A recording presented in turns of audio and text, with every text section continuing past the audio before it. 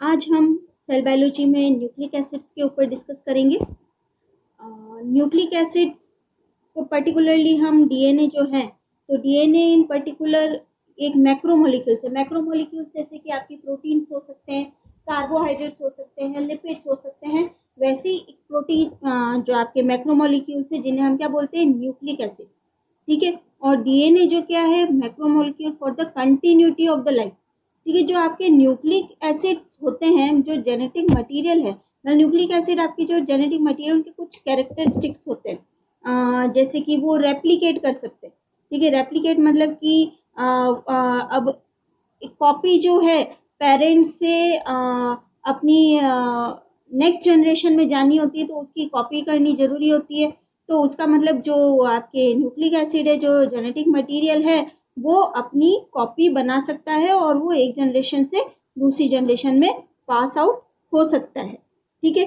उसमें एक कैपेबिलिटी होनी चाहिए कि उसमें स्टेबल म्यूटेशंस होने चाहिए। ठीक है। और म्यूटेशन जो है वो इनहेरिटेबल होने चाहिए, मतलब कि जो यूजफुल म्यूटेशन होते हैं, यूजफुल म्यूटेशंस वो इवोल्यूशन में हेल्प करते हैं। ठीक है। कि कोई एनवायरनमेंट चेंज हो गया है और उसमें आप अपने आप को अडेप्ट कर लेते हो और आपकी आने वाली जनरेशन भी अडेप्ट कर लेती है, तो मतलब यूजफुल म्यूटेशंस जो होते हैं वो फिर आप सर्वाइवल ऑफ द फिटेस्ट में आप सर्वाइव करते हैं। ठीक है। तो useful mutation help in evolution. और इसके अलावा तो जो भी जेनेटिक मटेरियल होता है, it should be able to translate the information. ठीक है। जो आपके जो डीएनए में जो भी इंफॉर्मेशन है, ठीक है, वो जो इंफॉर्मेशन है वो ट्रांसलेट होनी चाहिए। और किसके थ्रू? ट्रांसक्रिप्शन के थ्रू। और प्रोटीन फॉर्मेशन हम सेंट्रल डोगमा जानते हैं कि सेंट्रल डोगमा में क्या होता है, डीएनए से आरएनए बनता है थ्रू ट्रांसक्रिप्शन, और आरएनए से क्या बनता है, प्रोटीन बनता है थ्रू ट्रांसलेशन। ठीक है। तो न्यूक्लिक एसिड और डीएनए इन पर्टिकुलर आर की macromolecules for the continuity of life. तो न्यूक्लिक एसिड जो है, ठीक है, ये न्यूक्लियोटाइड्स के बने होते हैं, made of units called nucleotides. वो अपन अभी देखेंगे न्यूक्लियोटाइड्स का। ठीक है। और ये दो टाइप के हो सकते हैं, एक तो डीऑक्सी न्यूक्लिक एसिड और ribo nucleic acid. Deoxy nucleic acid का शॉर्ट फॉर्म क्या है? डीएनए। और राइबो न्यूक्लिक एसिड का शॉर्ट फॉर्म क्या है? आरएनए। ठीक है। तो उनमें से डीएनए बियर्स से हेरिडिटरी इंफॉर्मेशन। ठीक है। डीएनए के पास हेरिडिटरी इंफॉर्मेशन होती है जो पास होती है एक जनरेशन से दूसरी जनरेशन में या पेरेंट से चिल्ड्रन में। तो मतलब अगर हम जो अपना टॉपिक है कि न्यूक्लिक एसिड्स, ठीक है, तो न्यूक्लिक एसिड जो है वो क्या है, मैक्रोमोलिक्यूल्स है जो कि जरूरी है कंटिन्यूटी ऑफ लाइफ के लिए। और न्यूक्लिक एसिड जो है ये दो टाइप के हो सकते हैं, एक होते हैं डीऑक्सी न्यूक्लिक एसिड जिनको हम डीएनए भी बोलते हैं, और राइबो न्यूक्लिक एसिड जिनको हम आरएनए भी बोलते हैं। ठीक है। और ये बने हुए होते हैं किसके? न्यूक्लियोटाइड्स के, जो अभी हम पढ़ेंगे। ठीक है। और डीएनए जो होता है उनमें हेरिडिटरी इंफॉर्मेशन होती है। ठीक है। हम ये जानते हैं कि न्यूक्लियस होता है, न्यूक्लियस में क्रोमोसोम्स होते हैं। ठीक है। क्रोमोसोम्स जो होते हैं उन पर जीन्स प्रेजेंट होते हैं। जीन्स क्या होती है? इंफॉर्मेशन होती है। और जो कि किस में एक्सप्रेस होती है? प्रोटीन्स बनते हैं और फिर वो एक्सप्रेस होती है। तो डीएनए जो है वो बियर्स से हेरिडिटरी इंफॉर्मेशन, और वो पास होती है एक जनरेशन से दूसरी जनरेशन में, या पेरेंट्स से उनके ऑफस्प्रिंग में, या पेरेंट्स से उनके चिल्ड्रन में। डीएनए जो है वो लिविंग ऑर्गेनिज्म में पाया जाता है कि आपके सिंगल सेल्ड बैक्टीरिया से लेकर मल्टी सेलुलर मैमल्स तक, मतलब कि सिंपल ऑर्गेनिज्म से कॉम्प्लेक्स ऑर्गेनिज्म तक जो जेनेटिक मटेरियल है वो क्या है? DNA. DNA is the genetic material found in. लेकिन कुछ जो वायरस होते हैं उनमें आरएनए जो होता है वो जेनेटिक मटेरियल होता है, बल्कि डीएनए नहीं होता है। ठीक है। तो डीएनए जो जेनेटिक मटेरियल है वो सिंगल सेल बैक्टीरिया से मल्टी सेलुलर मैमल्स तक पाया जा रहा है, मतलब सिंपल ऑर्गेनिज्म से कॉम्प्लेक्स ऑर्गेनिज्म तक जो जेनेटिक मटेरियल है वो डीएनए पाया जा रहा है। लेकिन इसके एक्सेप्शन क्या है?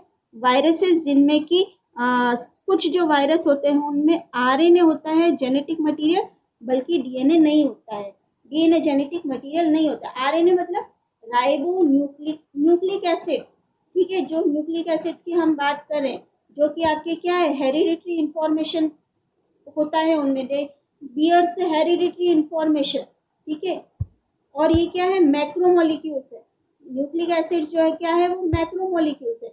ये दो प्रकार के हैं, डीएनए और आरएनए। डीएनए जेनेटिक मटेरियल किसमें है, बैक्टीरिया से लेकर मल्टीसेलुलर मैमल्स तक है, ठीक है। जब आप कॉम्प्लेक्सिटी देखो तो बैक्टीरिया होते हैं, और फिर हम जब एनिमल किंगडम की बात करें तो प्रोटोजोआ, पोरिफेरा, सिलेंट्रेटा, ठीक है। तो आपके जो डीएनए जेनेटिक मटेरियल है वो सिंगल सेल्ड बैक्टीरिया से लेकर मल्टी सेलुलर मैमल्स तक पाया जाता है। ये genetic material found in living organism. लेकिन कुछ जो वायरस होते हैं, कुछ वायरसेस जो होते हैं उनमें डीएनए जेनेटिक मटेरियल नहीं होता है, बल्कि आरएनए जो होता है वो जेनेटिक मटेरियल होता है। हम डीएनए और आरएनए में डिफरेंसेस भी अभी देखेंगे। अब सेल के अंदर पहले तो हमने ऑर्गेनिज्म की बात कर ली कि डीएनए किन किन में पाया जाता है और आरएनए किन किन में पाया जाता है, ठीक है। DNA is the genetic material और आरएनए। अब हम देखते हैं सेल के अंदर किन किन की सेल में डीएनए जो होता है वो प्रेजेंट होता है। जैसे कि यूकैरियोट्स होते हैं, यूकैरियोटिक सेल, जैसे कि आपके प्लांट सेल, एनिमल सेल, ठीक है। उनमें डीएनए कहाँ कहाँ पाया जाता है, न्यूक्लियस में पाया जाता है, ठीक है। और इसके अलावा कुछ ऑर्गेनलीज जैसे कि माइटोकॉन्ड्रिया और प्लांट्स के अंदर क्लोरोप्लास्ट, ठीक है। तो डीएनए इन सेल, ठीक है, डीएनए इन सेल मतलब कौन कौन सी जो डीएनए है सेल के अंदर कहाँ कहाँ पाया जा रहा है। तो यूकैरियोट्स में जैसे कि आपके प्लांट्स और एनिमल्स हो गए, तो DNA is found in nucleus, ठीक है। और इसके अलावा ऑर्गेनलीज जैसे कि माइटोकॉन्ड्रिया और क्लोरोप्लास्ट ऑफ द प्लांट्स, ठीक है। और जब प्रोकैरियोट्स की हम बात करें, ठीक है, तो प्रोकैरियोट्स में हमने जब प्रोकैरियोट का स्ट्रक्चर पढ़ा था, ठीक है, प्रोकैरियोट का स्ट्रक्चर पढ़ा था तो हमने ये बोला था कि वहां पर कोई as such true nucleus type structure जो है वो एब्सेंट होता है, कोई न्यूक्लियर मेम्ब्रेन नहीं होती, और जेनेटिक मटेरियल जो है किसी न्यूक्लियर मेम्ब्रेन से एनवेलप्ड नहीं होता है। जैसे कि एग्जांपल आपके बैक्टीरिया, ठीक है। तो डीएनए जो है वो किसी मेम्ब्रेनस एनवलप से एनक्लोज्ड नहीं होता है, और वो एक जगह होता है specialised, located in a specialised cell region, और उसको हम क्या बोलते हैं, न्यूक्लियोइड, ठीक है। तो in prokaryotes such as bacteria the DNA is not enclosed in a membranous envelope, ठीक है।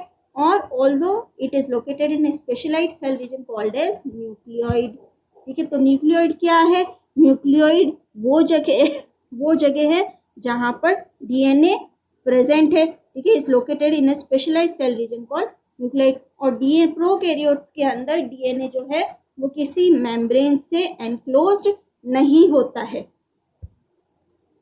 अब हम पढ़ते हैं, हमने बोला कि जो आपके न्यूक्लिक एसिड है वो किसके बने हुए हैं, न्यूक्लियोटाइड्स के। यहाँ हमने पढ़ा यूनिट्स ऑफ न्यूक्लियोटाइड, मतलब जो न्यूक्लिक एसिड है, ठीक है, उनकी यूनिट क्या है, वो क्या है, nucleotides. Macromolecules made of units called nucleotides. तो बहुत सारी न्यूक्लियोटाइड्स जब आपस में मिलती है तो वो क्या बनाती है, पॉलीन्यूक्लियोटाइड्स, ठीक है। और वो इंटर्न क्या बनाएंगे, आपके डीऑक्सीराइबोन्यूक्लिक एसिड और राइबोन्यूक्लिक एसिड्स। कि जो डीएनए और आरएनए आर पॉलीमर्स, अभी हमने बताया, and are made up of monomers known as nucleotides, ठीक है। तो डीएनए और आरएनए क्या है, वो पॉलीमर है, और वो किसके बने हुए, न्यूक्लियोटाइड। मतलब न्यूक्लियोटाइड क्या है, यूनिट है न्यूक्लिक एसिड की, ठीक है। और बहुत सारी न्यूक्लियोटाइड्स जब आपस में बॉन्ड बनाती है तो क्या बनता है, एक पॉलीमर बनता है, और जिसको हम क्या बोलते हैं, डीएनए या फिर आरएनए, ठीक है। DNA and RNA are polymers and are made up of monomers known as nucleotide, ठीक है। और यही अभी मैंने बोला कि व्हेन दिस मोनोमर्स कंबाइन, जब ये सारे मोनोमर्स कंबाइन होते हैं तो क्या बनता है, पॉलीन्यूक्लियोटाइड्स। मतलब बहुत सारी न्यूक्लियोटाइड्स जब आपस में ज्वाइन करती है तो क्या बनती है, पॉलीन्यूक्लियोटाइड।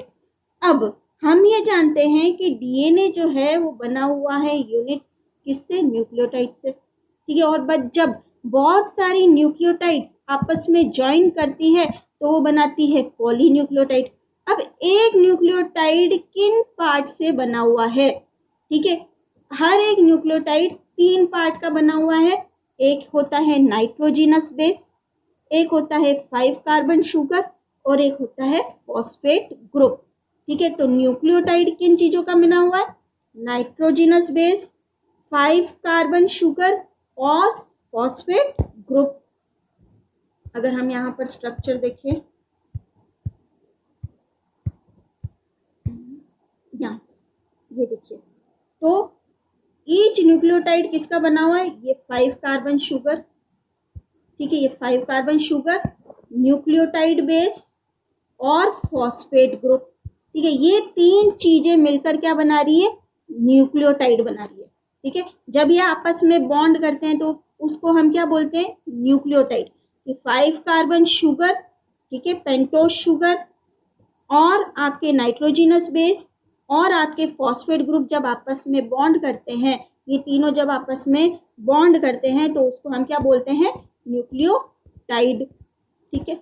अब हम एक एक को लेंगे, एक एक स्ट्रक्चर को लेंगे कि न्यूक्लियोटाइड है वो 3 पार्ट का मिलके बना है, नाइट्रोजिनस बेस, 5 कार्बन शुगर और फॉस्फेट ग्रुप, ठीक है। नाइट्रोजन कंटेनिंग रिंग को हम क्या बोलते हैं, नाइट्रोजिनस बेस, ठीक है। नाइट्रोजन कंटेनिंग रिंग स्ट्रक्चर को हम क्या बोलते हैं, नाइट्रोजिनस बेस। देखिए यहाँ पर ये आपके नाइट्रोजिनस बेस है, ठीक है, कि यहाँ पर नाइट्रोजन कंटेनिंग रिंग को हम क्या बोलते हैं, नाइट्रोजिनस बेस। अभी हम इसको भी पढ़ेंगे, ठीक है। 5 कार्बन शुगर, पेंटोस शुगर की हम बात करें, 5 कार्बन मतलब पेंटोस शुगर और एक फॉस्फेट ग्रुप, ठीक है। तो नाइट्रोजिनस बेस, 5 कार्बन शुगर और फॉस्फेट ग्रुप मिलकर क्या बनाते हैं, न्यूक्लियोटाइड्स। अब हम एक एक न्यूक्लियोटाइड के एक एक पार्ट को हम लेकर चलते हैं, ठीक है। सबसे पहले हम बात करते हैं किसकी, हम बात करते हैं नाइट्रोजिनस बेस की। हमने क्या पढ़ा, नाइट्रोजिनस बेस क्या है, nitrogen containing ring structure. Nitrogen containing ring structure को हमने क्या नाम दिया, नाइट्रोजिनस बेस। अब ये जो होती है, ठीक है, ये nitrogen made up of nitrogen containing ring structure, ठीक है, ये हमने अभी पढ़ा, ठीक है। नाइट्रोजिनस बेसिस ऑफ न्यूक्लियोटाइड्स, क्योंकि न्यूक्लियोटाइड्स जो है वो बना हुआ किस किस का है, नाइट्रोजिनस बेस, फॉस्फेट ग्रुप और पेंटोस शुगर, ठीक है। और ये made up of nitrogen containing ring structure. जो न्यूक्लियोटाइड्स हैं, ठीक है, न्यूक्लियोटाइड इन डीएनए, ये बात आप याद रखना, ठीक है। Nucleotide in DNA contains 1 of 4 possible nitrogenous bases, ठीक है। तो जो डीएनए के जो नाइट्रोजिनस बेसेस होते हैं, ठीक है, डीएनए किस किस का, एक डीएनए का एक न्यूक्लियोटाइड जो है वो किस किस का मिलकर बना है, मैं आपको बार बार बता रही हूँ ताकि आपके दिमाग में वो फिट हो जाए, क्योंकि जो आपका न्यूक्लिक एसिड है वो उसकी यूनिट क्या है, न्यूक्लियोटाइड, वो मोनोमर न्यूक्लियोटाइड। जब बहुत सारे न्यूक्लियोटाइड आपस में बॉन्ड बनाते हैं तो वो पॉलीन्यूक्लियोटाइड बनता है, पॉलीमर बनता है, ठीक है। अब जो न्यूक्लियोटाइड इटसेल्फ, जो मोनोमर है, न्यूक्लियोटाइड इटसेल्फ ये 3 पार्ट का मिलकर बना है, एक होता है नाइट्रोजिनस बेस, एक होता है फॉस्फेट ग्रुप और एक होता है पेंटोस शुगर। तो हम अभी न्यूक्लियोटाइड में नाइट्रोजिनस बेस की बात कर रहे हैं, ठीक है। और अगर हम डीएनए के नाइट्रोजिनस बेस की बात करें, डीएनए की डीऑक्सी राइबो न्यूक्लिक एसिड के न्यूक्लियोटाइड की बात करें तो वो जो होते हैं उनमें 4 पॉसिबल नाइट्रोजिनस बेस होते हैं। एक होता है एडिनाइन, जिसको हम कैपिटल ए से डिनोट करते हैं, ग्वाइनिन जिसको हम कैपिटल जी से डिनोट करते हैं, साइटोसिन जिसको हम कैपिटल सी से डिनोट करते हैं और थाइमिन जिसको हम कैपिटल टी से डिनोट करते हैं। तो जो डीएनए के जो 4 पॉसिबल नाइट्रोजिनस बेस हैं वो कौन कौन से, एडिनाइन, ग्वाइनिन, साइटोसिन और थाइमिन। एडिनाइन, ग्वाइनिन, साइटोसिन और थाइमिन, ठीक है। अब उनमें से एडिनाइन और ग्वाइनिन जो है वो प्यूरिन्स है। प्यूरिन्स मतलब कि इनके स्ट्रक्चर में ये 2 fused carbon nitrogen rings present होती है, जैसे कि यहाँ आप देखें ये 2 फ्यूज्ड कार्बन नाइट्रोजन रिंग है। यहाँ पर भी एडिनाइन और ग्वाइनिन ये प्यूरिन्स है, ठीक है। एडिनाइन और ग्वाइनिन जो है, एडिनाइन को हम कैपिटल ए से डिनोट करते हैं और ग्वाइनिन को हम कैपिटल जी से डिनोट करते हैं। तो एडिनाइन और ग्वाइनिन जो है इनमें डबल कार्बन नाइट्रोजन रिंग जो है प्रेजेंट है, आपको यहाँ दिख रहा है डबल कार्बन नाइट्रोजन रिंग जो है वो प्रेजेंट है और इनको हम क्या बोलते हैं, प्यूरिन्स बोलते हैं, ठीक है।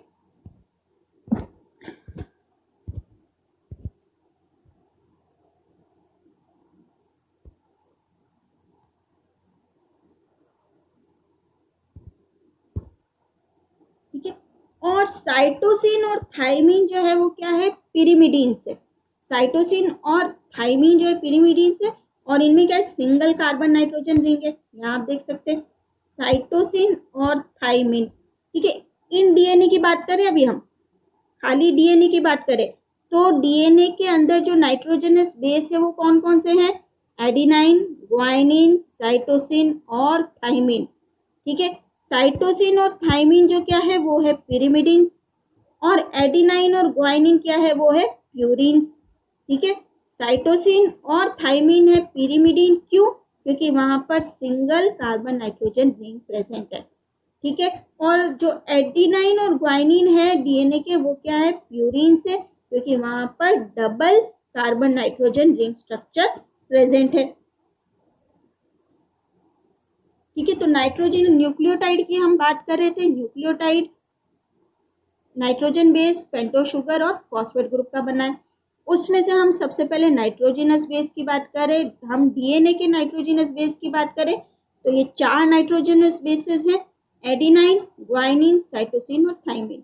उनमें से एडिनाइन और ग्वाइनिन प्यूरिन से, क्यों, क्योंकि उनमें 2 fused carbon nitrogen rings present है, जैसा कि स्ट्रक्चर में हमने देखा।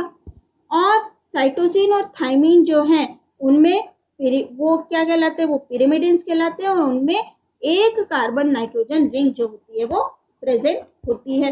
अब इसका क्या फायदा होता है ये हम अभी देखेंगे।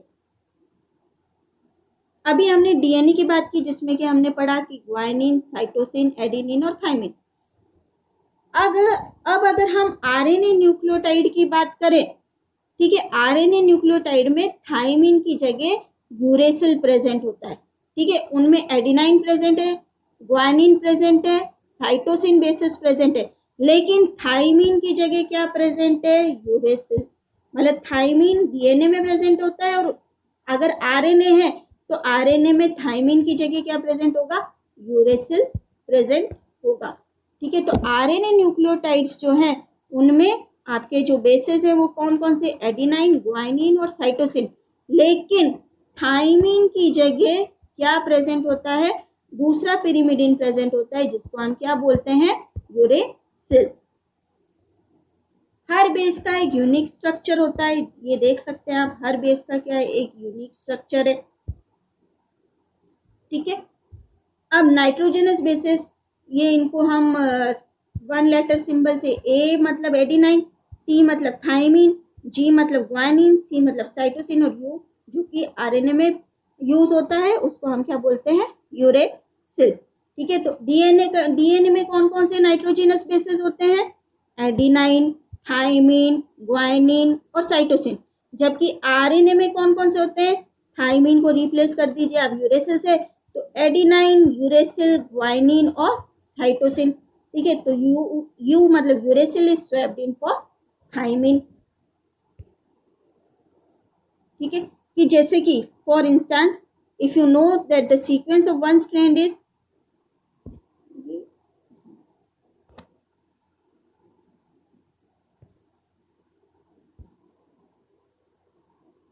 AATTGGCC, मतलब यहाँ पर आप देखिए ये सीक्वेंस है। ठीक है, ये तो मतलब नाइट्रोजिनस बेसिस से। ठीक है, ए मतलब adenine, adenine, thymine, thymine, guanine, guanine, cytosine, cytosine. तो एडिनाइन जो है वो हमेशा थायमिन के साथ ही पेयर करता है। ठीक है, और ग्वानिन जो है वो हमेशा साइटोसिन के साथ ही पेयर करता है। एडिनाइन और थायमिन में हमेशा डबल बॉन्ड होता है, और ग्वाइनिन और साइटोसिन में हमेशा ट्रिपल बॉन्ड होता है। मतलब एडिनाइन हमेशा थायमिन के साथ ही बॉन्ड बनाएगा, और ग्वाइनिन हमेशा साइटोसिन के साथ में ही बॉन्ड बनाएगा। अगर आरएनए है तो एडिनाइन यूरेसिस के साथ बॉन्ड बनाएगा, और ग्वाइनिन जो है वो साइटोसिन के साथ बॉन्ड बनाएगा। एडिनाइन हमेशा डबल बॉन्ड बनाएगा थायमिन के साथ, जैसा कि आप स्ट्रक्चर में देख रहे हैं। ठीक है, और ग्वाइनिन जो है हमेशा ट्रिपल बॉन्ड बनाएगा साइटोसिन के साथ में, जैसा कि आप इस स्ट्रक्चर में देख सकते हैं। मतलब adenine, thymine, adenine, thymine, thymine, adenine, thymine, adenine, guanine, cytosine, guanine, cytosine, cytosine, guanine, cytosine, guanine. ठीक है, तो अगर आप एक स्ट्रैंड की सीक्वेंस जानते हैं, एक स्ट्रैंड की अगर आप सीक्वेंस जानते हैं तो उसकी कॉम्प्लीमेंट्री स्ट्रैंड की सीक्वेंस आप पता कर सकते हैं, क्योंकि एडिनाइन हमेशा थायमिन के साथ बॉन्ड करेगा और ग्वाइनिन हमेशा साइटोसिन के साथ बॉन्ड करेगा। तो अगर एक स्ट्रैंड पर ए है तो दूसरी स्ट्रैंड पर टी होगा, या एक स्ट्रैंड पर टी है तो दूसरी स्ट्रैंड पर ए होगा, एक स्ट्रैंड पर जी है तो दूसरी स्ट्रैंड पर सी होगा, या एक स्ट्रैंड पर सी है तो दूसरी स्ट्रैंड पर जी होगा। ठीक है, तो for instance if you no that the sequence of one strand is AATTGGCC, the complementary strand must have the TTAACCGG. ठीक है, अब एक क्वेश्चन आता है कि uniform diameter in DNA double helix, इसका रीजन क्या है? What is the cause of a uniform diameter in the DNA double helix? जो डीएनए डबल हेलिक्स है उसका डायमीटर जो होता है यूनिफॉर्म होता है, और ऐसा क्यों होता है?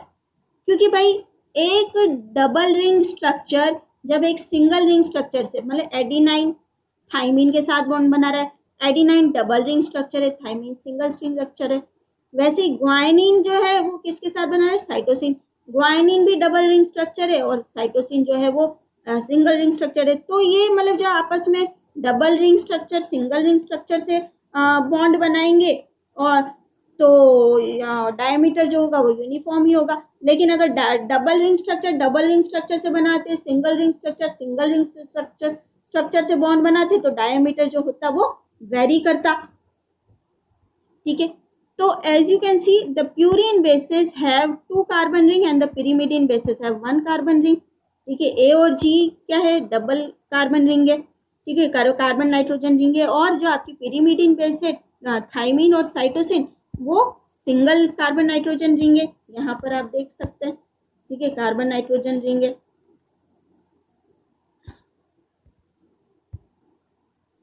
ठीक है, the fact that A always pair with T, ए हमेशा टी के साथ बॉन्ड बनाता है और जी हमेशा सी के साथ बनाता है। ठीक है, मतलब purine will always pair with pyrimidine.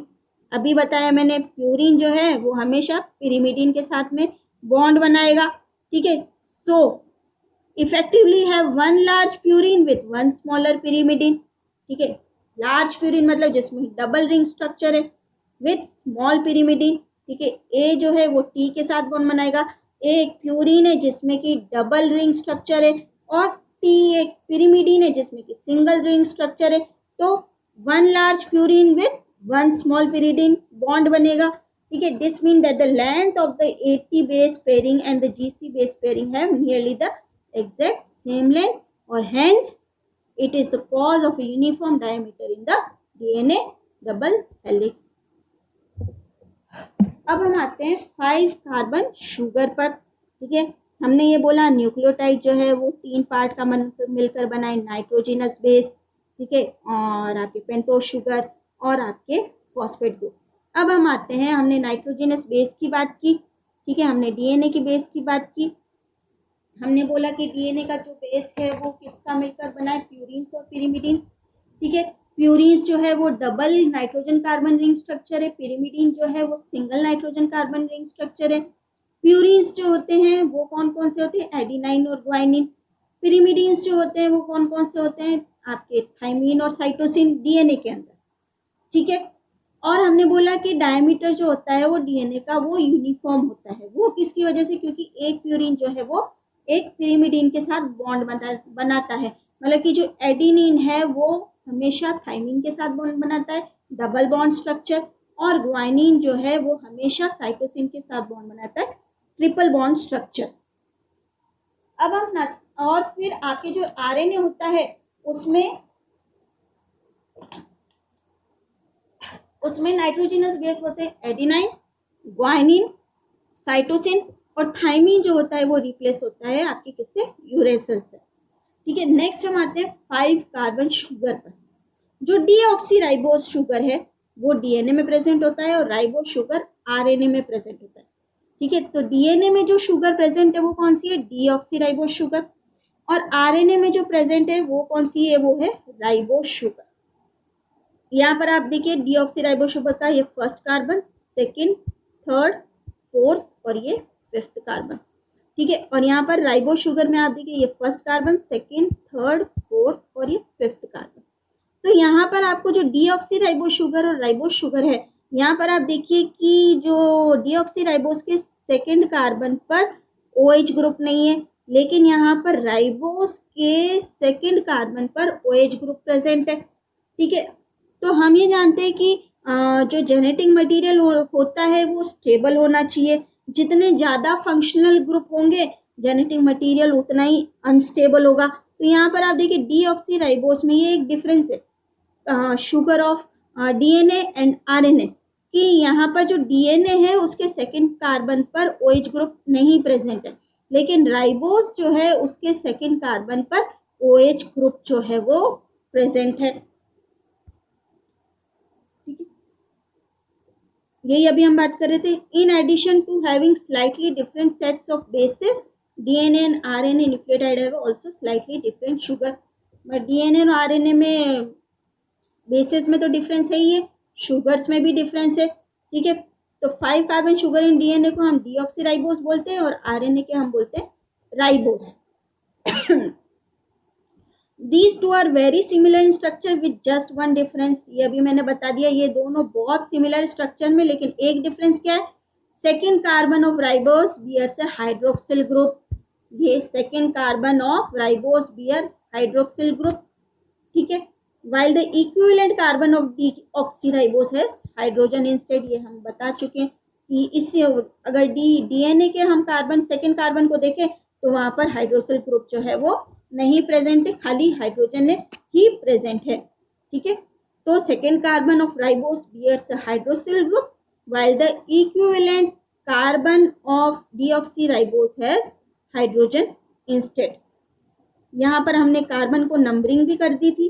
तो the carbon atom of nucleotide sugar molecular number as 1, 2, 3, 4 and 5 prime. ठीक है। Carbon atom of nucleotide sugar molecular number है 1, 2, 3, 4, 5 prime, 1, 2, 3, 4 and 5 prime, 1, 2, 3, 4 and 5 prime. In a nucleotide, the sugar occupies the central position। nucleotide nitrogenous base, sugar और phosphate group। तो sugar occupies the central position। ठीक है। with the base attached to its first carbon। ये first carbon से base attach होगा, nitrogenous base attach होगा, first carbon से nitrogenous base attach होगा और फिफ्थ कार्बन से फॉस्फेट ग्रुप अटैच होगा। ठीक है। तो ये सेंट्रल पोजीशन में आ गया। यहाँ पर नाइट्रोजिनस बेस बॉन्ड बनाएगा और फिफ्थ कार्बन से मतलब शुगर मॉलिक्यूल के आपके डीऑक्सीराइबोस शुगर के फर्स्ट कार्बन से नाइट्रोजिनस बेस बॉन्ड बनाएगा और फिफ्थ कार्बन से फॉस्फेट ग्रुप जो है वो बॉन्ड बनाएगा। ठीक है। तो हमने क्या बोला था कि न्यूक्लिक एसिड जो है वो मोनोमर मतलब यूनिट्स की बनी हुई न्यूक्लियोटाइड्स जो हैं वो आपस में जुड़ के क्या बनाती है, पॉलीन्यूक्लियोटाइड। तो यहाँ पर हमने देखा न्यूक्लियोटाइड किसकी बनी है, नाइट्रोजिनस बेस, पेंटोज शुगर और फॉस्फेट ग्रुप।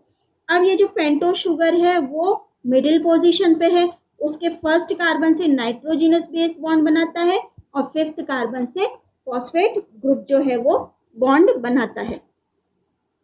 ठीक है। तो in a nucleotide the sugar occupies a central position with base attached to its first carbon and the base मतलब nitrogenous base and the phosphate group attached to its fifth carbon।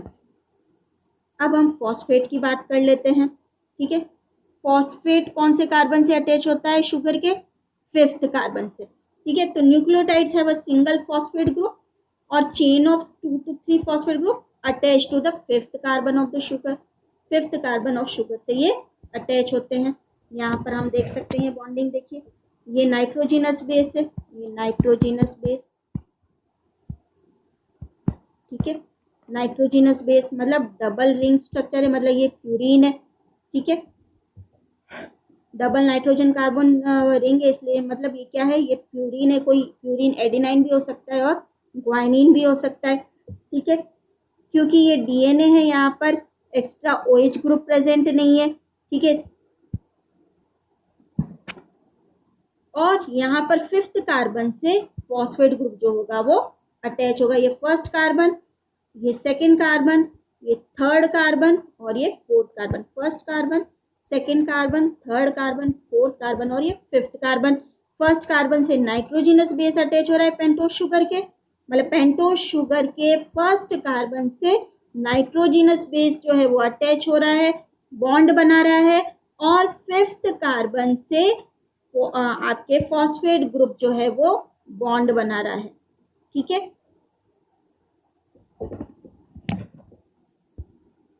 यहाँ पर हम देख सकते हैं एक एक स्ट्रक्चर।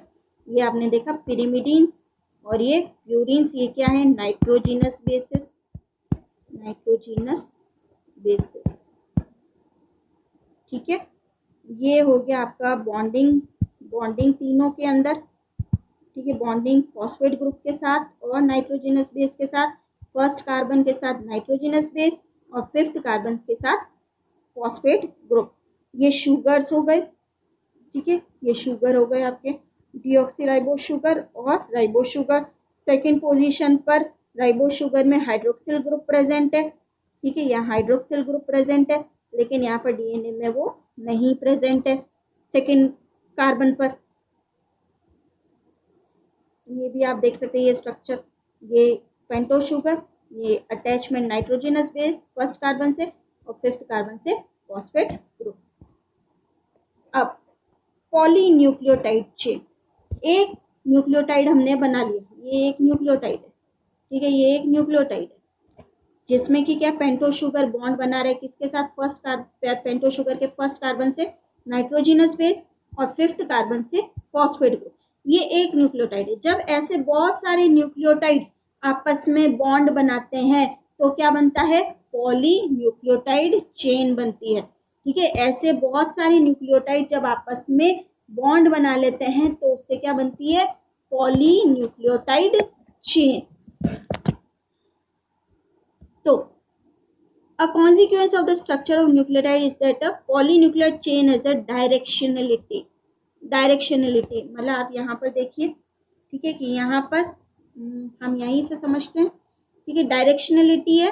आप यहाँ पर देखिए कि यहाँ पर आप, मैं यहाँ से आपको, यहाँ ये थर्ड कार्बन है। ठीक है, यहाँ पर ये थर्ड कार्बन है। ठीक है, ये थर्ड कार्बन जो है ये फ्री है, मतलब यहाँ का OH ग्रुप फ्री है। ठीक है, ये थर्ड कार्बन का OH ग्रुप जो है वो फ्री है। तो यहाँ पर क्या होगा, जो चेन बनेगी वो किस डायरेक्शन में बनेगी, 5 प्राइम से 3 प्राइम की तरफ। मतलब यहाँ पर जो थर्ड पोजीशन है पेंटोज शुगर की, थर्ड पोजीशन वो किसके साथ बॉन्ड बनाएगी, फॉस्फेट ग्रुप के साथ में बॉन्ड बनाएगी। ठीक है, यहाँ पर ये थर्ड पोजीशन और यहाँ पर ये क्या है, फिफ्थ पोजीशन। ठीक है, थर्ड पोजीशन और फिफ्थ पोजीशन। मतलब यहाँ पर आप देखिए कि ये एक पेंटोज शुगर है, पेंटोज शुगर, यहाँ पर इसका ये क्या है, फिफ्थ पोजीशन है और ये क्या है, थर्ड पोजीशन है। फिफ्थ पोजीशन के साथ में किसने बॉन्ड बना लिया, फॉस्फेट ग्रुप ने बना लिया। अब थर्ड पोजीशन पर OH ग्रुप फ्री है, OH ग्रुप फ्री है। ठीक है, और आप नेक्स्ट पेंटोज शुगर को देखें, नेक्स्ट पेंटोज शुगर को देखें तो यहाँ पर फिफ्थ कार्बन के साथ फॉस्फेट ग्रुप बॉन्ड होगा और थर्ड कार्बन जो है, थर्ड कार्बन का जो हाइड्रोक्सिल ग्रुप है वो फ्री है। तो यहाँ पर क्या होगा कि जो फॉस्फेट ग्रुप होगा वो एक जो आपके पेंटोज शुगर है उसके थर्ड कार्बन के साथ और दूसरे पेंटोज शुगर के फिफ्थ कार्बन के साथ में बॉन्ड बनाएगा। ठीक है, और इसीलिए हम इसको क्या बोलते हैं, दो बॉन्ड बनते हैं, इसीलिए इसको हम क्या बोलते हैं, फॉस्फोडाइस्टर बॉन्ड या फॉस्फोडाइस्टर लिंकेज। तो इसको अगर हम समझे, पॉलीन्यूक्लियोटाइड हम बना रहे हैं, पॉलीन्यूक्लियोटाइड मतलब बहुत सारे न्यूक्लियोटाइड आपस में कैसे ज्वाइन होंगे। एक न्यूक्लियोटाइड तो हमने बना लिया, ठीक है, लेकिन बहुत सारे पॉलीन्यूक्लियोटाइड, बहुत सारे न्यूक्लियोटाइड्स को आपस में ज्वाइन करेंगे तभी तो पॉलीन्यूक्लियोटाइड बनेगा। तो यहाँ पर आप देखिए, ये अगर मैं आपको, ये ठीक है, तो ये first carbon, second carbon, third carbon, fourth carbon और ये CH2OH, ये फिफ्थ कार्बन। यहाँ पर OH प्रेजेंट है, OH जो है वो प्रेजेंट है। अगर मैंने एक और ये ये एक और हमने ले लिया, तो यहाँ का क्या हो गया, ये CH2OH, ठीक है, और ये OH थर्ड पोजीशन का, ठीक है। तो यहाँ पर क्या होगा, फॉस्फोडाइस्टर बॉन्ड बनेगा, ठीक है, यहाँ पर फॉस्फोडाइस्टर बॉन्ड बनेगा, ठीक है। तो ये न्यूक्लियोटाइड्स क्या होंगे, ये आपस में क्या होंगे, ज्वाइन हो जाएंगे। तो as new nucleotides are added to strand of DNA और RNA, the strand goes at its 3' end, ठीक है, 3' एंड पर एडिशन होगा नए न्यूक्लियोटाइड्स का, ठीक है, 3' एंड पर, क्योंकि यहाँ पर हाइड्रोक्सिल ग्रुप जो है वो फ्री है, तो यहाँ पर जो नए न्यूक्लियोटाइड्स होंगे वो कहाँ ऐड होंगे, 3' एंड पर, ठीक है। तो strand grow at its 3' end with the 5' phosphate of an incoming nucleotide, 5' phosphate of an incoming nucleotide attaching to the hydroxyl group at the 3' end of the chain, ठीक है, with the यहाँ पे ये 5', ठीक है, ये 5' आपके, ये 5' with the 5' phosphate of an incoming nucleotide attaching to the hydroxyl group at the 3' end of the chain, ठीक है। यहाँ पर ये 5' एंड पर आपके फॉस्फेट ग्रुप है, और ये किसके साथ बॉन्ड बना रहे, 3' hydroxyl group of the chain. So 5' phosphate of an incoming nucleotide attaching to the hydroxyl group at the 3' end of the chain, क्योंकि यहाँ पर 3' end पर हाइड्रोक्सिल ग्रुप जो है वो फ्री है।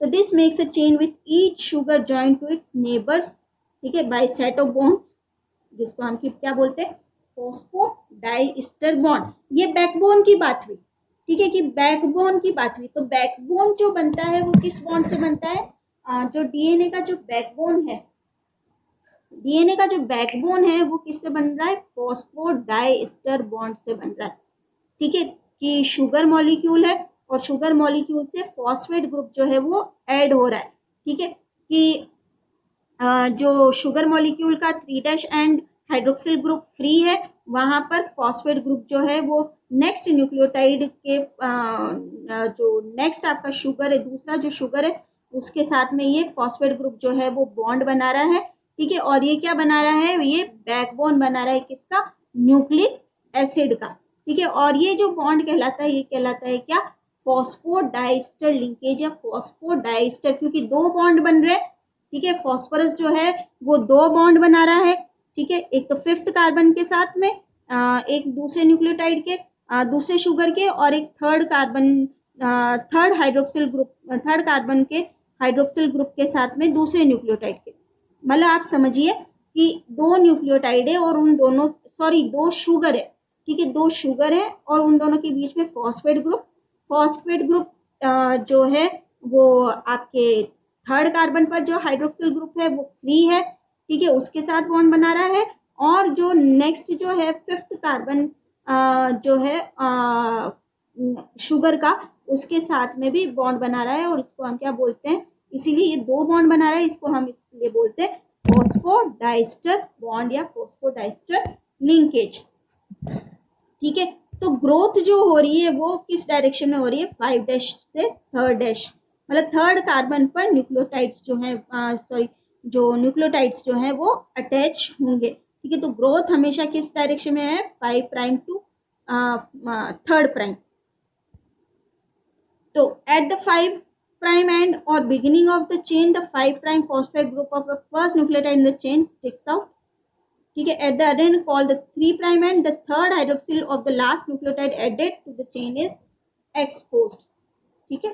तो at the 5' end or beginning of the chain, the 5' phosphate group or the first nucleotide in the chain sticks out, ठीक है।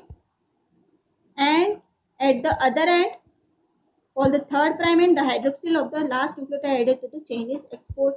यहाँ पर ये एक्सपोज हो गया और ये 5' end है, ठीक है।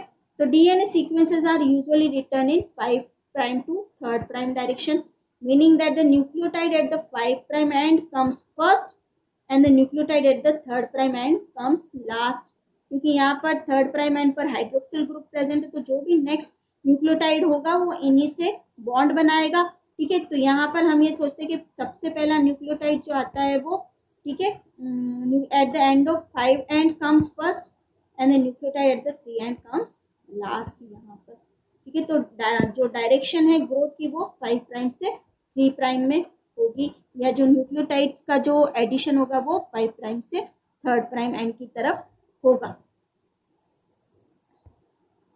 अब properties of DNA. Deoxyribonucleic acid या डीएनए जो है ये डबल हेलिकल स्ट्रक्चर है, ठीक है, जिसमें कि 2 कॉम्प्लीमेंट्री चेन्स प्रेजेंट होती है। ये जैसे कि ये एक चेन हो गई और ये एक चेन हो गई, 2 कॉम्प्लीमेंट्री चेन्स जो होती है ये प्रेजेंट होती है, जैसे कि आपको यहाँ दिखेगा। ये डीएनए जो है 2 कॉम्प्लीमेंट्री चेन्स की प्रेजेंट होती है। कॉम्प्लीमेंट्री क्यों बोल रहे हैं हम?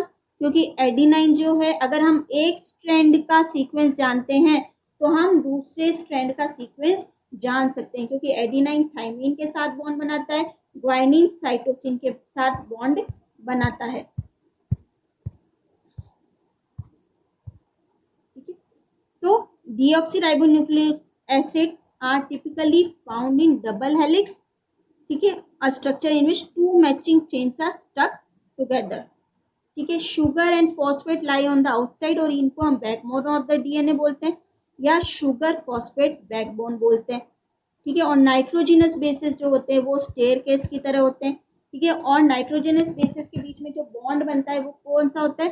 वो होता है हाइड्रोजन बॉन्ड, ठीक है। जैसा कि एडिनाइन थाइमिन के साथ डबल हाइड्रोजन बॉन्ड बनाता है और ग्वाइनिन साइटोसिन के साथ ट्रिपल हाइड्रोजन बॉन्ड जो होता है वो बनाता है, जैसे कि यहाँ हम देख सकते हैं। ये देखिए, ये एक न्यूक्लियोटाइड है, ठीक है, ये एक न्यूक्लियोटाइड है, ठीक है, ये, ठीक है। तो यहाँ पर ये आप देखिए कि ये क्या हो गई? ये बैकबोन हो गई, ये हो गई क्या? ये बैकबोन हो गई, ठीक है। शुगर फॉस्फेट का अटैचमेंट और शुगर और नाइट्रोजनस बेस का अटैचमेंट, ठीक है। साइटोसिन और ग्वाइनिन ट्रिपल बॉन्ड बना रहे, एडिनाइन और थाइमिन डबल बॉन्ड बना रहे। तो ये क्या बताता है? Double helical structure of the DNA, double helical structure of the DNA, कि अगर एक आप स्ट्रैंड को जानते हो तो आप दूसरे स्ट्रैंड को पता कर सकते हो। One strand is complementary to other. यहाँ पे भी आप देख सकते हो ये डीएनए का डबल हेलिकल स्ट्रक्चर है, ये डबल हेलिकल स्ट्रक्चर है, ठीक है। और जब इसको हमने देखा तो यहाँ पर ये फॉस्फेट ग्रुप 5th कार्बन के साथ में, और यहाँ पर आपके 1st कार्बन के साथ में नाइट्रोजनस बेस, ठीक है। ये डबल आपके कार्बन नाइट्रोजन रिंग है, प्यूरिन है, ठीक है। और यहाँ पर ये आप देखिए फॉस्फेट जो है यहाँ पर इस शुगर के 3rd कार्बन से अटैच्ड है और इस शुगर के 5th कार्बन से अटैच है, इसीलिए इसको हम क्या बोलते हैं? फॉस्फोडाइस्टर लिंकेज बोलते हैं, ठीक है। देखिए ये शुगर है, ये आपके, ये क्या है? एक न्यूक्लियोटाइड है, और ये फॉस्फेट, और ये कॉम्प्लीमेंट्री बेस पेयर है, कॉम्प्लीमेंट्री बेस पेयर, ठीक है। अगर आप एक स्ट्रैंड की सीक्वेंस जानते हैं, अगर आप एक स्ट्रैंड की सीक्वेंस जानते हैं तो आप दूसरे स्ट्रैंड की सीक्वेंस पता कर सकते हैं, क्योंकि they are complementary to each other. Adenine thymine के साथ डबल बॉन्ड बनाता है और ग्वाइनिन साइटोसिन के साथ ट्रिपल बॉन्ड बनाता है। और हमने ये बोला था कि जो डायमीटर होता है वो यूनिफॉर्म क्यों होता है? क्योंकि प्यूरिन पिरिमिडिन के साथ बॉन्ड बनाता है, ये प्यूरिन पिरिमिडिन के साथ, ये प्यूरिन पिरिमिडिन के साथ, ये प्यूरिन पिरिमिडिन के साथ में। तो double ring structure single ring structure के साथ बॉन्ड बनाता है। अगर डबल रिंग स्ट्रक्चर साथ में होते तो डायमीटर डिफरेंट होता, या सिंगल रिंग स्ट्रक्चर के साथ में बॉन्ड बनाता है तो डायमीटर डिफरेंट होता। तो इसीलिए इसको क्या बोलते हैं कि डायमीटर जो है वो यूनिफॉर्म है, ठीक है। यहाँ पर आप देख सकते हैं ये स्ट्रक्चर, यहाँ पर ये देख सकते हैं, ये शुगर, ये बेस, ठीक है। यहाँ पर आप देख सकते हैं ये कॉम्प्लीमेंट्री बेस पेयरिंग और ये double helical structure. The 2 strands of helix run in opposite direction, ठीक है। जो 2 स्ट्रैंड है वो अपोजिट डायरेक्शन में रन करती है। यहाँ पर आप देख सकते हैं ये 5 प्राइम टू 3 प्राइम और यहाँ पर ये 5 प्राइम टू 3 प्राइम। एरोज आप देखिए दोनों ही किसमें? अपोजिट डायरेक्शन में,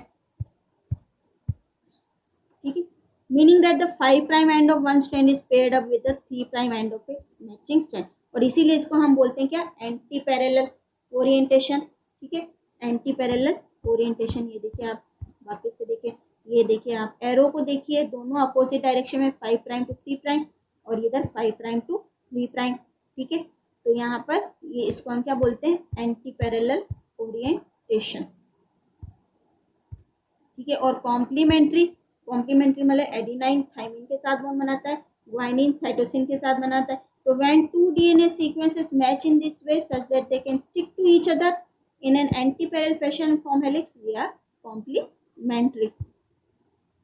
अब डीएनए और आरएनए के फीचर्स क्या है।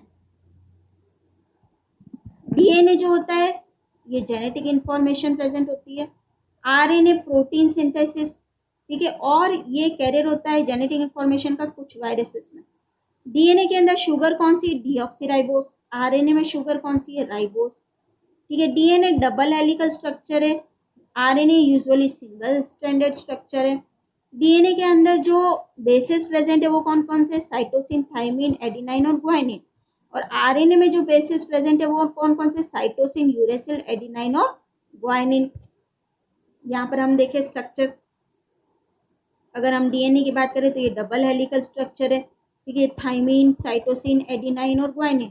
और आरएनए जो है यूजुअली क्या है, सिंगल स्ट्रैंडेड स्ट्रक्चर है। ठीक है, और यहाँ पर आप देख सकते हैं ये यूरेसिल, साइटोसिन, एडिनाइन और ग्वाइनिन, ये देख सकते हैं आप सिंगल स्ट्रैंडेड स्ट्रक्चर, ये डबल स्ट्रैंडेड स्ट्रक्चर डीएनए और usually single stranded structure RNA. यहाँ पर आप और देख सकते हैं आरएनए और डीएनए में डिफरेंस। ठीक है, deoxyribo nucleic acid, ribo nucleic acid, usually single stranded sugar phosphate. ठीक है, और यहाँ पर double stranded sugar phosphate backbone है। यहाँ पर आप राइबो शुगर में आपके राइबो शुगर में सेकंड पोजीशन पर ओएच ग्रुप प्रेजेंट है। यहाँ पर राइबो डीऑक्सीराइबोस में सेकंड पोजीशन पर ओएच ग्रुप प्रेजेंट नहीं है। ठीक है, यहाँ जो आपके थाइमिन होता है डीएनए में, लेकिन आरएनए में थाइमिन को रिप्लेस कर देता है कौन, यूरेसिल। अब डीएनए की हमने बात की, अब हम थोड़ा सा आरएनए की बात करते हैं। ठीक है, हमने अभी डीएनए और आरएनए में देखा कि आरएनए जो है वो सिंगल, यूजुअली सिंगल स्ट्रैंडेड है। ठीक है, हमने स्ट्रक्चर देखा, ये सिंगल स्ट्रैंडेड है। ठीक है, इधर हमने देखा ये सिंगल स्ट्रैंडेड है। ठीक है, तो न्यूक्लियोटाइड इन आरएनए जो है, आरएनए जो है वो किन न्यूक्लियोटाइड जो है वो किन किन का बना है, राइबोस शुगर, नाइट्रोजिनस बेस और फॉस्फेट ग्रुप, जैसा कि डीएनए। लेकिन यहाँ पर जो आपके पेंटो शुगर है वो कौन सा है, राइबोस है। नाइट्रोजिनस बेस है वो कौन से, एडिनाइन, यूरेसिल, ग्वाइनिन और साइटोसिन और फॉस्फेट ग्रुप। ठीक है, मेजर टाइप ऑफ आरएनए जो होते हैं वो होते हैं एमआरएनए, आरआरएनए और tRNA, messenger RNA, ribosomal RNA और ट्रांसफर आरएनए। ये देख सकते हैं आप, डीएनए के ऊपर जो भी इंफॉर्मेशन है वो अल्टीमेटली आरएनए पर आती है और आरएनए से प्रोटीन का जो होता है वो सिंथेसिस होता है। तो ये आपके सेंट्रल डॉग्मा भी कहलाता है कि रेप्लिकेशन होता है, ट्रांसक्रिप्शन होता है, आरएनए की स्ट्रैंड बनती है, फिर ट्रांसलेशन होता है और प्रोटीन बनती है। डीएनए से आरएनए का बनना ट्रांसक्रिप्शन कहलाता है और आरएनए से प्रोटीन का बनना ट्रांसलेशन कहलाता है। ठीक है, ये रिवर्स सेंट्रल डॉग्मा भी हो सकता है कि आरएनए से डीएनए का बनना रिवर्स ट्रांसक्रिप्शन कहलाता है। यहाँ पर आप देख सकते हैं हमने एमआरएनए, आरआरएनए और टीआरएनए की बात की। तो यहाँ पर आप देखिए ये डीएनए का डबल स्ट्रैंडेड स्ट्रक्चर है। ठीक है, एमआरएनए बना, ठीक है, और एमआरएनए के बाद में ये प्रोटीन, ये जो अमीनो एसिड्स हैं ये आपस में बॉन्ड हुए, मिथियोनाइन, ग्लाइसिन। ठीक है, ये आपस में बॉन्ड हुए और क्या बनाया, प्रोटीन का फॉर्मेशन हुआ। यहाँ देखिए एमआरएनए सिंगल स्ट्रैंडेड स्ट्रक्चर है। तो ये एमआरएनए जो क्या है, intermediate between protein coding gene and it's protein product. ठीक है, प्रोटीन कोडिंग जीन और प्रोटीन प्रोडक्ट के बीच की बात है। ठीक है, एमआरएनए का क्या होता है, reading out of the mRNA nucleotide in group of 3 codons and adding a particular amino acid for each codon. जो एमआरएनए जो होता है ये राइबोसोम से अटैच होता है, it will associate with ribosome. ठीक है, और ये 3 कोडोन आपके जो ये 3 जो है आपके बेस, ठीक है, ये जो 3 बेस हैं nucleotide group of 3 and madding a amino acid. ये जो 3 बेस हैं ये मिलकर क्या बनाते हैं, एक कोडोन बनाते हैं, ठीक है। और ये फॉर्मेशन करते हैं किसका, अमीनो एसिड का, और ऐड होते हैं तो पर्टिकुलर अमीनो एसिड। तो reading out the mRNA nucleotide in a group of 3, ठीक है, and adding a particular amino acid for each codon. यहाँ पर आप देख सकते हैं एमआरएनए अटैच हुआ है, ये एमआरएनए अटैच हुआ है राइबोसोमल यूनिट से, ठीक है। और अभी हम टीआरएनए और आरएनए को भी देखते हैं। ये फिर आता है एक आरआरएनए, राइबोसोमल आरएनए, ठीक है। It is also type of RNA, ठीक है। Is a major component of ribosome, ribosome का मेजर कंपोनेंट है, और helps mRNA bind in the right spot, सही जगह पर बाइंड, एमआरएनए को सही जगह पर बाइंड करने में हेल्प करता है, ताकि कि sequence information can be red out. RRNA जो है वो एंजाइम की तरह भी एक्ट करता है, ऑल्सो एक्ट एज एंजाइम, ठीक है। इसका मतलब कि वो हेल्प करता है एक्सीलरेट करने में केमिकल रिएक्शंस, ठीक है। और आरएनए जो कि एंजाइम की तरह एक्ट करते हैं उनको हम बोलते हैं राइबोजाइम्स, ठीक है। RNA that act as enzymes are known as ribozymes. Next हम ले लेते हैं ट्रांसफर आरएनए, टीआरएनए, ठीक है। ये भी प्रोटीन सिंथेसिस में इन्वॉल्व होते हैं। क्यों? क्योंकि ये अमीनो एसिड लाते हैं राइबोसोम तक। जब एमआरएनए के कोड को पढ़ा जाता है, ठीक है, तो फिर जो अमीनो एसिड्स हैं वो लाई जाते हैं राइबोसोम्स तक, और फिर उन अमीनो एसिड्स के बीच में बॉन्ड जो होता है वो बॉन्ड फॉर्मेशन होता है, और उससे क्या बनती है, पेप्टाइड चेन बनती है, ठीक है। तो ये ब्रिंग करता है amino acid to the ribosome, ensuring that the amino acid added the chain is the one specified by the mRNA। यहाँ पर आप देख सकते हैं टीआरएनए का स्ट्रक्चर, ठीक है, और ये अमीनो एसिड अटैचमेंट साइट, ठीक है, और ये एमआरएनए, ये टीआरएनए का 3 डायमेंशनल स्ट्रक्चर। अब एमआरएनए, आरआरएनए और टीआरएनए में क्या अंतर है? एमआरएनए शॉर्ट होते हैं, अनस्टेबल होते हैं, सिंगल स्ट्रैंडेड आरएनए होते हैं, और corresponding to the gene encoded within DNA, ठीक है। आरआरएनए लंबे होते हैं, स्टेबल होते हैं आरएनए मॉलिक्यूल्स, और comprising 60% of ribosome mass. TRNA short होते हैं, stable RNA, contain an amino acid binding site and an mRNA binding site. यहाँ पर आप देख सकते हैं एमआरएनए बाइंडिंग साइट भी और अमीनो एसिड अटैचमेंट साइट भी है टीआरएनए में। एमआरएनए का फंक्शन, ये intermediatory between DNA and protein, अभी आपको बताया था, used by ribosome to direct synthesis of protein it encodes. RRNA ensure the proper alignment of mRNA and tRNA and ribosome during protein synthesis, ठीक है। mRNA, tRNA और ribosome जो है वो सही अलाइनमेंट में, प्रॉपर अलाइनमेंट में लगे, ठीक है, और catalyze peptide bond formation between amino acids. तो ensure the proper alignment of mRNA, tRNA and ribosome during protein synthesis catalyzes peptide bond formation between amino acids. tRNA carries the correct amino acid to the site of protein synthesis in the ribosome। Correct amino acid को site पर लेके जाएगा और protein synthesis में help करेगा। तो बच्चों आज जो हमने पढ़ा वो हमने न्यूक्लिक एसिड के बारे में पढ़ा कि न्यूक्लिक एसिड जो होते हैं हेरिडिटरी इंफॉर्मेशन कैरी करते हैं, ठीक है, जो कि एक जनरेशन से दूसरी जनरेशन में जाती है। हमने उनके कंपोनेंट्स की बात की, हमने उनके केमिकल नेचर की बात की कि डीएनए जो है वो न्यूक्लियोटाइड से मिलकर बनते हैं, पॉलीन्यूक्लियोटाइड्स बनाते हैं, ठीक है। और जो न्यूक्लियोटाइड है वो किन किन कंपोनेंट से मिलकर बने हैं, राइबोसोम और डीएनए में क्या डिफरेंस है, कॉम्प्लीमेंट्री क्या है, एंटी पैरेलल क्या है, ठीक है। और इसके अलावा हमने राइबोसोम्स के टाइप पढ़े कि एमआरएनए क्या है, टीआरएनए क्या है, आरआरएनए क्या है, उनका काम क्या है, ठीक है। और आरएनए कहाँ पर प्रेजेंट होते हैं, डीएनए कहाँ पर प्रेजेंट होते हैं। तो होप कि आपको न्यूक्लिक एसिड का ये चैप्टर समझ में आया होगा। पढ़ते रहिए, धन्यवाद।